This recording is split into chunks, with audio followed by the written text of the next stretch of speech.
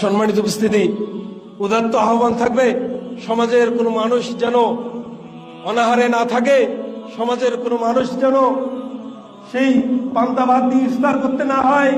আপনি এত জাঁকজমকপূর্ণ খাবার নিয়ে বসেন, মনে রাখবেন আপনার প্রতিবেশী ক্ষুধার্ত থাকে, আপনার ইমাম সাহেব ক্ষুধার্ত থাকে, আপনার মুয়াজ্জিন সাহেব ক্ষুধার্ত থাকে, বলতে পারে না আপনি তো সেই ইফতারের সময় কত রকমের খাবার খান, সেহরির সময় আপনার মাংস না হলে চলে না। মনে রাখবেন এই সমাজে অসংখ্য শ্রেণীর লোক রয়েছে যারা খুব কষ্ট করে চলে, যাদের ইনকাম খুব কম, এমন অনেক প্রতিবেশী আছে যারা বলতে পারে না। অবশ্যই আপনাকে লক্ষ্য রাখতে হবে, আমি যেমন ভালো খাচ্ছি একটু কম খাই, গোস্তের টুকরা যেখানে 5 টাকা খাবো 2 টাকা খাই, পাশে একজনকে পাঠিয়ে দিই। চেষ্টা করবেন তো? মানে ইনশাল্লাহ সামান্য 1 গ্লাস পানি হলেও আরেকজন